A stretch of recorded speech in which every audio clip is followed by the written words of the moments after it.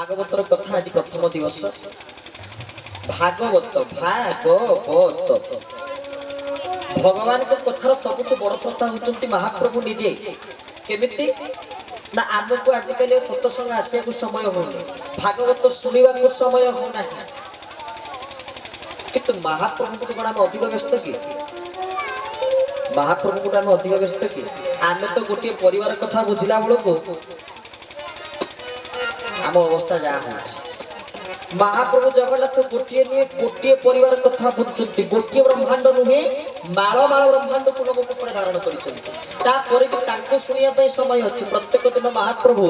भागवत को शुणती जो 36 निजोग रही महाप्रभुंर 36 निजोग मध्य गोटे निजोग होती पुराण पंडा निजोग से निजोगर सेवा केवल महाप्रभु को पुराण शुणा तो मैंने महाप्रभु को शुणा समय अच्छे अथच आम निकट शुणा समय ना बोल सच्चिदानंद भगवान की आम निकट शुणा समय को विनियोग करी यदि भागवत को शुणा तो आम 4 जिनस को प्राप्त करवा आपड़ कहे कौन से 4 जिनस ना भा ग प भारे भाव भारे भाव आ भगवान केमिति बंधा पड़ती भगवान बांधि पारे किए अति बड़ी जगन्नाथ सड़िया भागवत कहते कहले समस्त को जी 3 प्रकार दौड़ बांधी के उठेला पकेला वाला त्रिगुण रज्जु करे धरी मुर्गी नचांती नर हरि से प्रभु को पुणी जड़े बांधि पारती किए सी ना संसारे अच्छी मोहि छंदी मो भक्त पारे मते बांधिया गोविंद गोविंद दुर्जय देह मोर शून्य मो भक्त भावे मो बंधन गोविंद गोविंद गोविंद बोल भक्त वत्सल भगवान की संसार अच्छी मुहि छंदे मो भक्त पारे मते बांधी संसार भितर मो सबुठी छंदे कि अच्छी तले मते जणिए बांधी पारे के बांधी पारे ना मो भक्त पारे मते बांधी तो भक्त ही भगवान को बांधी पारिबो आ केमिति भक्त बांधिबो ना से तो भक्त भावरे बंधारे से तो भक्त जीवन धर्म तो भक्त गोटिए रज्जु को पाथ्य करी गोटिए दौड़ी को माध्यम करी भगवान को बांधी पारिबो आ से दौड़ी से रज्जु कौन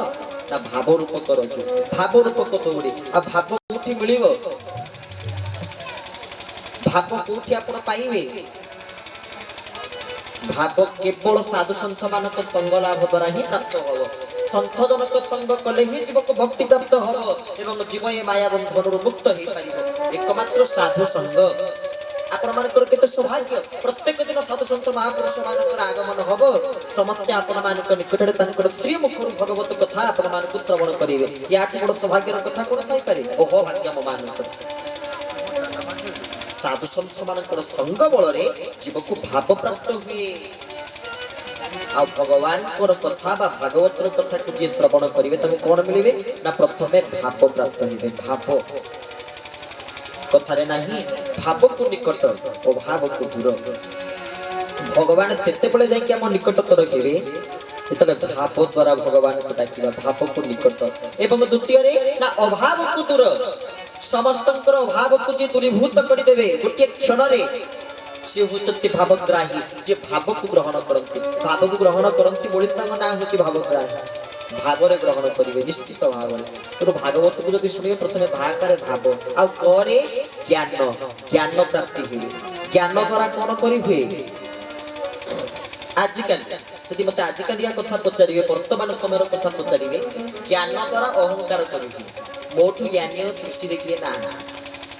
किंतु वास्तव में विचार करिया पे गले ज्ञान द्वारा कौन करी हुए ना ज्ञान द्वारा भगवान को जानी हुए भगवान को जानिबा निमंते ज्ञान आवश्यकता रही आ ज्ञान सेते बेले प्राप्त होइबे एतले भागवत को सुनिबा भाग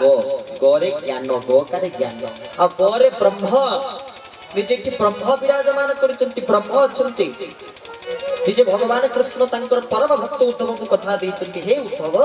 तीरधायन प्रविष्टायन श्रीमद भागवतार्णव मु तीरधान हेली एवं प्रविष्ट कइले प्रवेश कली कोठी ना श्रीमद भागवत मध्य